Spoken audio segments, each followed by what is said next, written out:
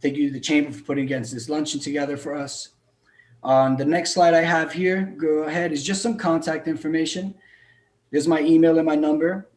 Please take a second to jot that down. And on the next slide, we also have Esteban's contact information. Please take a second to contact down. Next slide, please.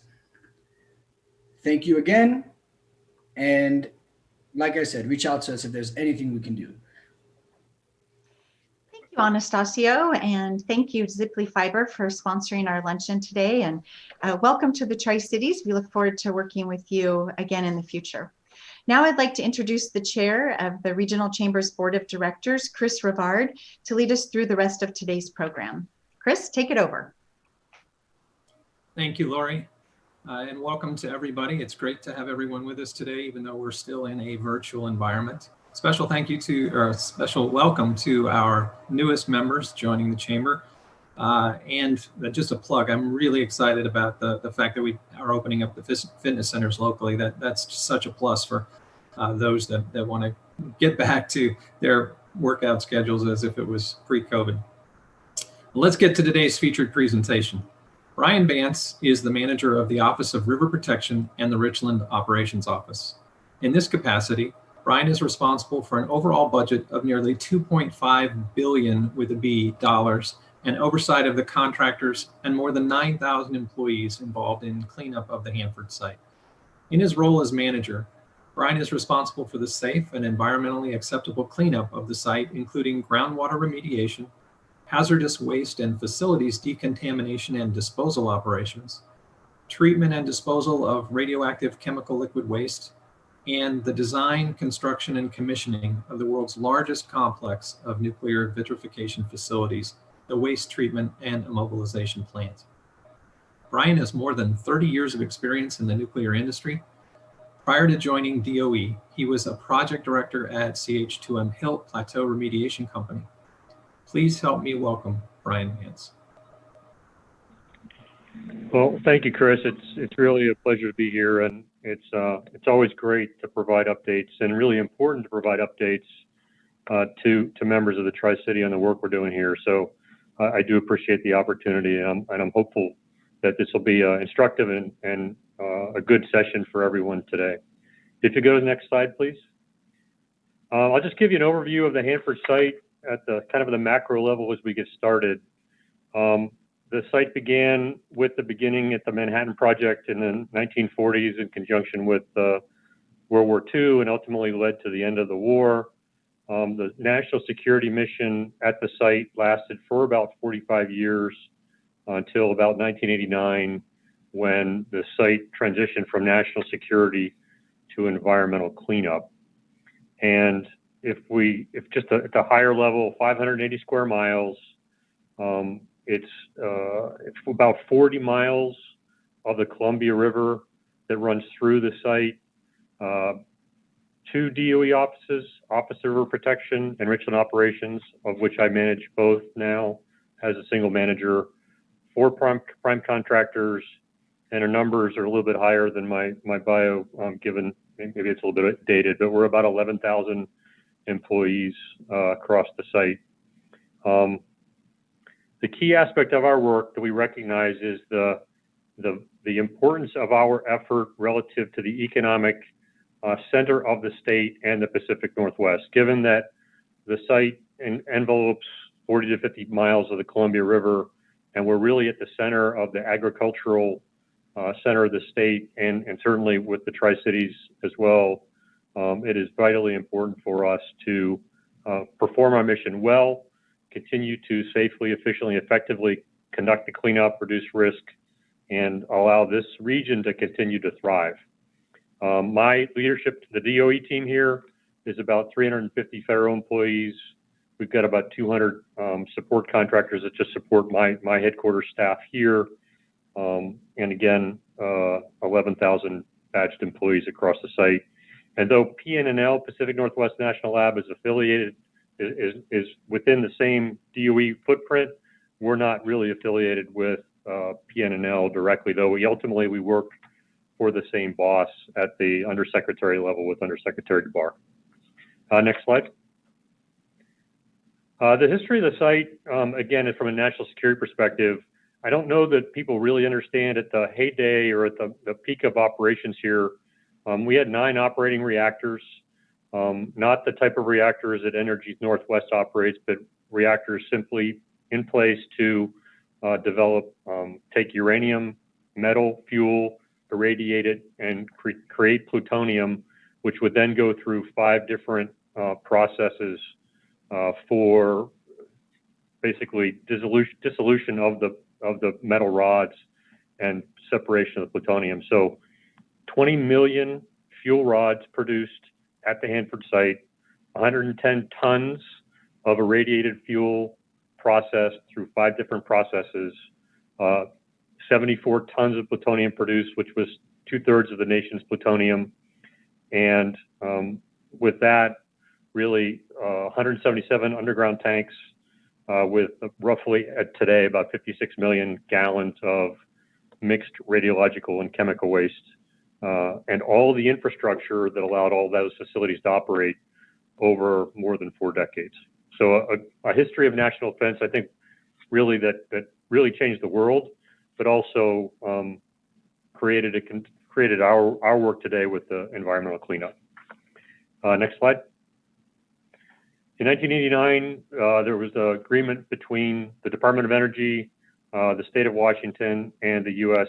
Environmental Protection Agency, which really created the tri-party agreement and the basis under which we execute the cleanup today at the Hanford site.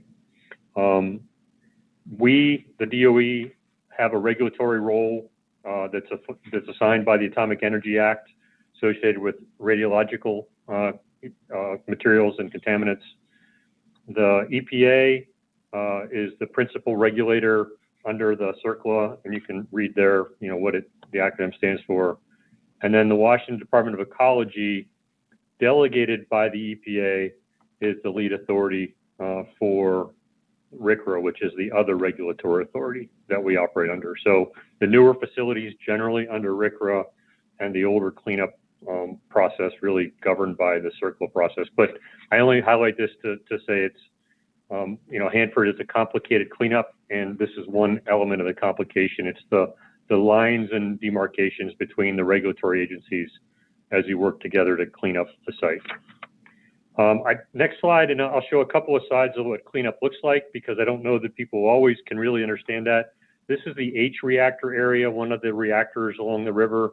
The left-hand side is the during operations, and I'll just ask you to look at all the infrastructure, the pools, the facilities around that operating reactor, and the picture on the right is the all that's left, and it's a reactor facility in interim safe storage, and will remain in this condition, monitored, of course, for 75 years, till such time in the future when the department can make a decision on what next steps relative to remediation we would want to make with that remaining facility. But all the rest of the infrastructure above and under and below ground has been remediated, and we're really in a monitoring phase with that plant.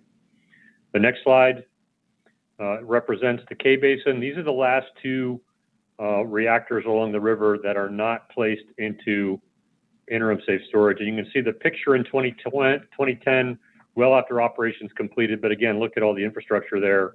And then the picture as of 2019. And really there's a little bit of infrastructure left around the last two reactors. And last fall, we were able to remove 35 cubic yards of contaminated sludge, metal filings and things, and corrosion products from fuel. Move those into stainless steel containers, move them away from the river up the T plant, and that put in motion, or has put in motion, the rest of the program that will put those two reactors and all the facilities around them into the similar configurations you saw on the previous slide, interim safe storage, in just the next few years. And so we're really almost complete with the majority of the river corridor effort. And the strategy in the cleanup overall has been clean up along the river, reduce the risk to the Columbia River, move towards the Central Plateau, and then build the infrastructure on the Central Plateau for the tank waste mission. And so I'll be able to talk about that in a few minutes as well. Next slide is really kind of an overview. We had our 30th anniversary of the environmental cleanup of the Hanford site in 2019. And I don't think often we talk about the impressive amount of work that's really been accomplished here and the amount of risk reduction, but just a couple of elements of that. As I mentioned, 9 reactors along the river, 6 are cocooned. 1, the B reactor, is a national park. The other 2 are now on the path to interim safe storage. 22 billion, with a B, gallons of groundwater treated. We treat about 2 billion gallons of groundwater every year to remove the contaminants and really reduce the risk to the Columbia River from the contamination that was placed in the soils over the national security mission. All the spent fuel has been removed from our site into dry storage. Almost 900 facilities demolished, and over 1,300 waste sites remediated. And though we still have work to do, those numbers are impressive. Again, just thinking about the size of the site, the infrastructure required to operate all the facilities on the site, which produced the fuel, irradiated the fuel, processed the fuel, and then maintained all of the power, water, sewer, all the other the infrastructure for really an operating city.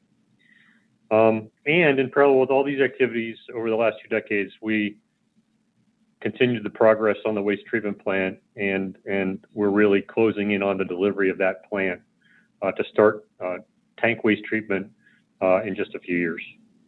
The next slide is really an economics picture.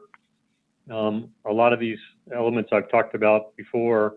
I think we're particularly proud of the fiscal year 2020 budget. Between Richland and the Office of Protection, the $2.6 billion budget was the largest budget in the cleanup era at the Hanford site. And so obviously we bring a lot of dollars to the site, dollars to the effort, but we also subcontract a significant amount of work out to the subcontractors around the region. And you can see to the right some different variations of where the funds go, but $604 million subcontracted in 2019. So the economic impact that we provide to the community is significant. And again, with the 11,000 workers, the Department of Energy, just the Hanford site, we're the largest employer in the Tri-Cities area, and we take that role very seriously and understand the commitment that we have not only to the site and the taxpayers but also to our community. On the contract transition front, you've probably seen some things in the news. We started the first transition of our mission support contractor, one of the big four, in August, and that's a 120-day process that should complete right before the Christmas holidays. We will begin the second contractor transition, Central Plateau contractor, on the 5th of October, and so we'll have two multi-year, multi-billion-dollar contract transitions running in parallel on the site, and we'll likely announce the fourth contract award for 222S within the next couple of weeks. And so we'll have announced 4 major contract awards this fiscal year for the transition of the site contractors. And it's just part of the natural government contracting process. The only contractor that's staying in the process is the Bechtel contract for the waste treatment plant. That's a construction contract, and it's got some different terms. But otherwise, the rest of the site is changing from a contract perspective. Next slide. I'll talk a little bit about COVID because it's really been, and I think I can speak for everyone. It's really been a leadership challenge across the nation, the globe, and certainly here for us in the Tri-Cities. Our timeline started on the 22nd of March. It was a Sunday, I remember, because I was literally on the phone all day with the headquarters and working through our contractors and the DOE team. That's the point where we actually reduced operations. Up to that point, actually, if you looked at the COVID risk in the Tri-Cities, it was largely isolated to the retirement homes and the meatpacking plant in Walla Walla, and at the community at large, it really wasn't a significant risk yet, though we all saw it on the horizon. Leading up to the 22nd of March, we recognized that we would likely be placed into a max telework situation. So we were issuing, basically having telework fairs to get people to pick up materials, equipment, things like that. And then we were monitoring probably all the same things everyone was. The media coverage, and as everyone here recognizes, the media is really driven by the western part of the state where the risk at that time was a little bit higher. We focused very heavily on our health and safety culture because that's an important part of doing the work at the Hanford site. So that was certainly a factor. The mindset of the workforce, the mindset of our contractors, our DOE workforce. We were watching the community factors, COVID numbers, but also the healthcare system capacity and capability. We were looking at the personal protective equipment supply chain, because out here, as you recognize, a lot of our work requires personal protective equipment to ensure that we keep the workforce safe. We're also looking at the financial situation that we could be putting a large number of our workers into, because at the point when we made the decision to slow the site operations down, COVID cares had not yet been approved. And so the department identified a means through what we called partial stop work orders that we could actually stop the work on the site while we continued to pay for those people who typically do not get paid during like a weather day, a snow day out here. We don't pay the building trades, we don't pay subcontractors. And so there's a range of several thousand people who, if we shut the site down and didn't have a means of continuing to provide support, they would go home without a paycheck and then ultimately go on to unemployment and provide, basically a drain on the state, which we also recognized would be difficult for the state to manage as well. So the department, was working very hard throughout early March and really starting in February to define a way that we could, recognizing that Congress was moving forward, but with no time set for when Congress would act, to find a way to, if we had to keep workers home so they could continue to be paid and continue to take care of their families. So we made that decision on the 22nd of March to reduce operations. We implemented what we called essential mission critical operations on the 24th of March. We can't shut down the site in the same way that other businesses and other enterprises can shut down because of the unique hazards we manage here. We have nuclear safety standards we have to maintain. And so during the period from about 24th of March until we were able to actually start the phase 1 transition, we kept about between 1,000 and 1,400 people coming to work every day. Safety and security, as I said, stewardship of the site, and really ensuring that we could continue to manage the unique hazards of the site here safely, protect the community, protect the environment, and really maintain the workforce safety. During that entire time, we had 6 positive COVID cases, and all of those, I think, maybe with the exception of one, were people that had been teleworking, had been off the site for multiple weeks, and none of the people on the site did we have any positive cases or any cases where there could have been transmission from worker to worker on the site. During that time, we were obviously implementing all the COVID controls. We were going through all the work that we typically do under a job hazard analysis process that we use, adding COVID as another hazard that we had to factor into how we did business. And so I think we and our contractors are focused very heavily on that, and will continue to do so. The project delivery transition to operations, the only way I can shape that for most people to maybe be a little bit more accessible is in a construction or demolition world, the pace of operations is really defined by that single project. And at times we can spend, weeks and maybe even months resolving issues to continue to progress that work. When we transition to operations at the waste treatment plant, it's a site-wide machine. The waste treatment plant is the center of it, but the tank farms under one contractor delivers the waste to the waste treatment plant under a separate contractor. The process materials that come out, the vitrified logs, go to a facility on the site for storage under a third contractor, and then some of the spoil or some of the water waste is managed by a fourth contractor, and all of it under a framework of infrastructure, power, water, sewer, under another contractor, and all of them have to work at the same pace together, and both the UE offices oversee the whole thing. And so you're really solving issues on minutes, hours, days, vice weeks and months. And so that culture has to make a fundamental transition, and it's not trivial. We're working very hard to make that overall transition.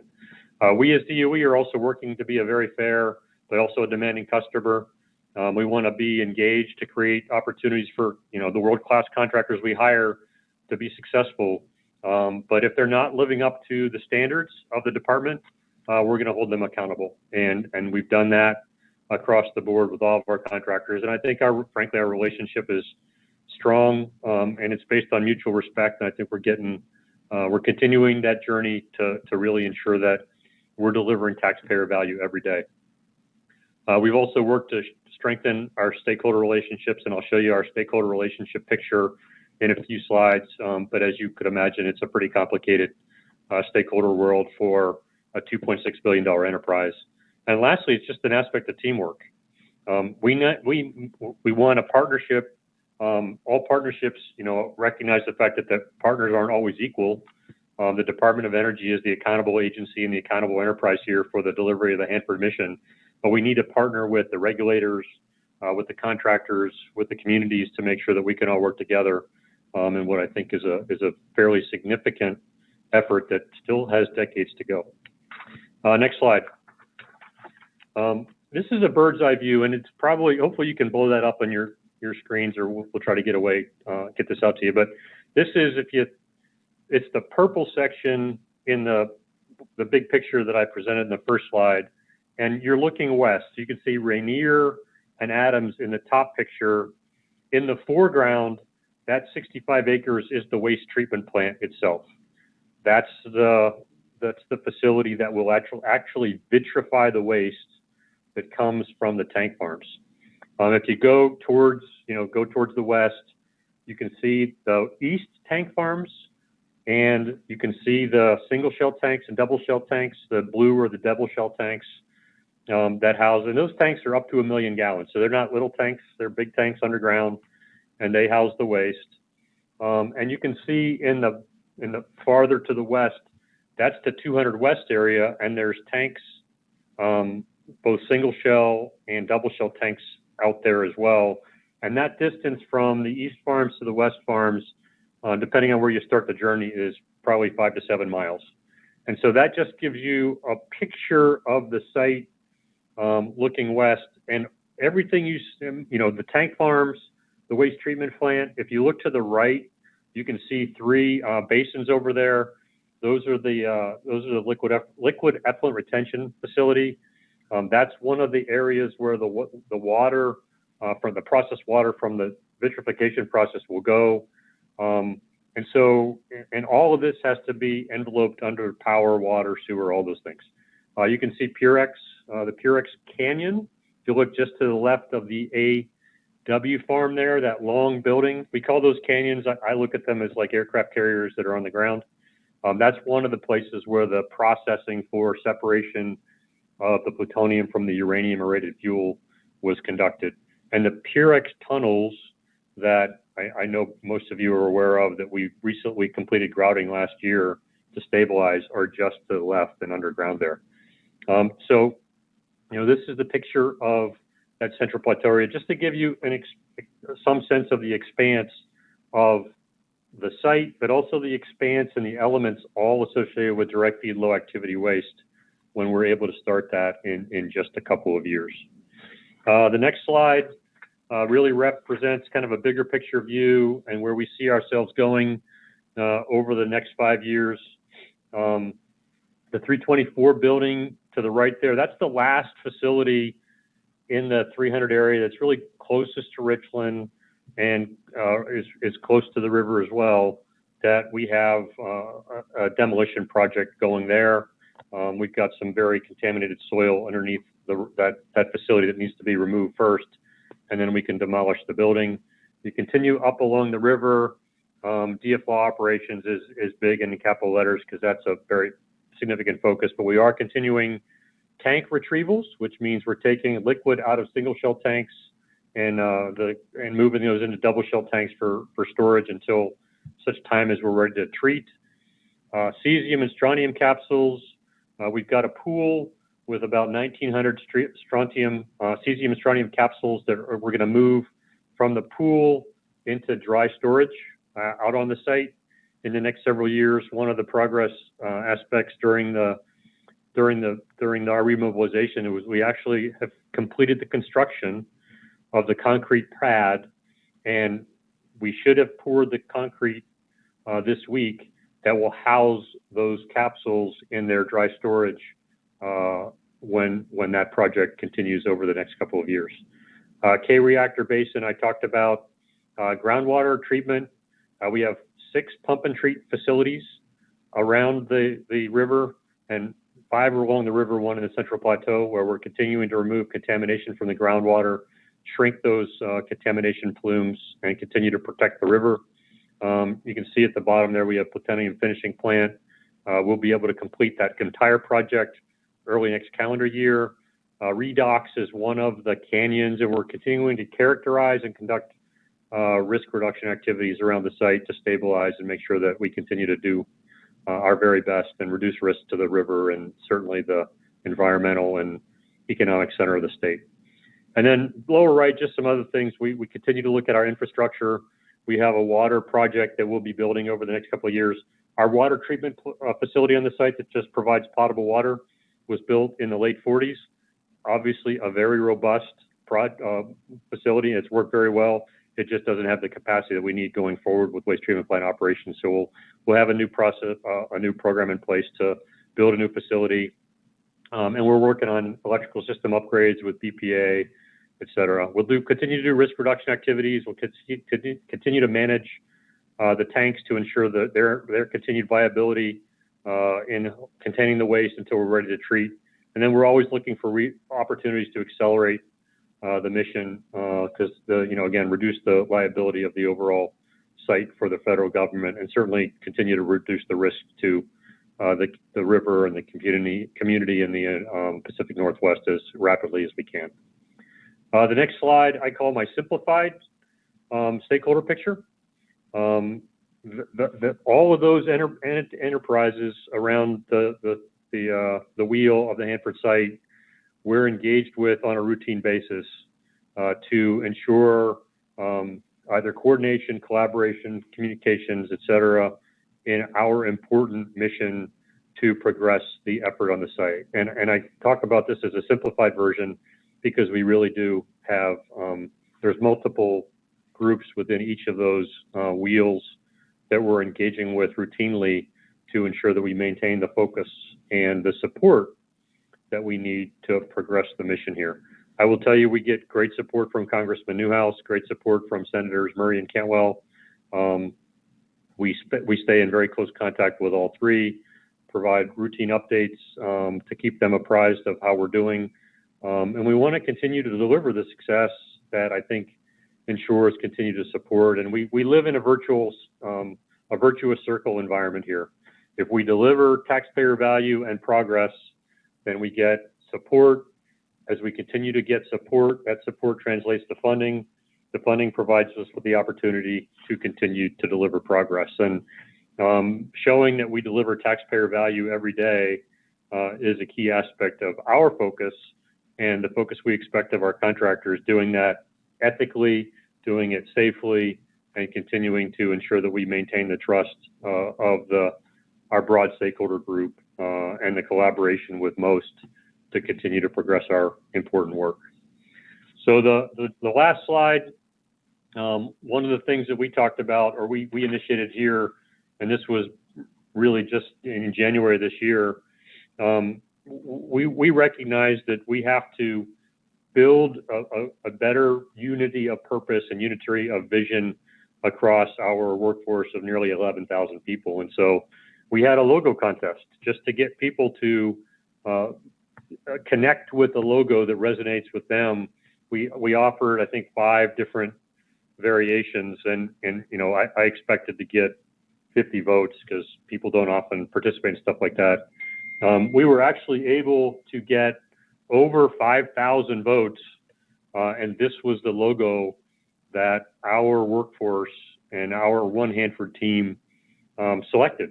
And so we've started to use that a lot with a lot of the communications, a lot of our engagement with our workforce, with the contractors' workforce, just to keep everybody connected to really what I consider a great public work of this century. Given this is a $2.6 billion enterprise that's really delivering value for the taxpayer dollars to a large region of our nation, and retiring a debt that we owe from a national security perspective to the Hanford site and the Hanford communities. So I'll close with just a couple of elements. I think we have a lot of reason to be optimistic going forward with the progress of the site. I think we had a very strong 2019. We started 2020 in a very good position with the site and the projects across the site all progressing well. People talk about the waste treatment plant like it's far in the future. We will finish construction on the waste treatment plant early next calendar year. Most of the plant, if not all of it, is in a startup or commissioning phase. We've hired our last group of commissioning technicians who will operate the plant, and they're going through their training.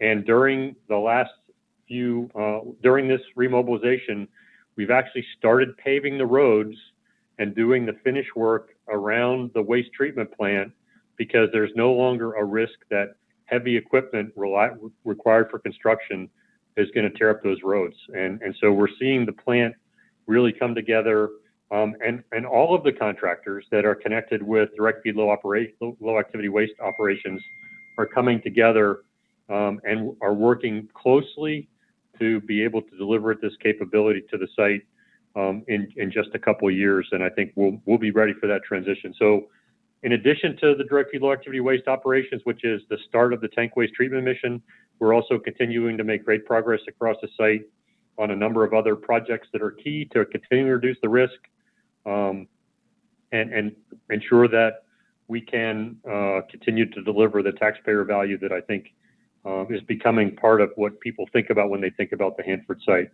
So when I've been out on the site, even during the pandemic, the energy level in the workforce is high.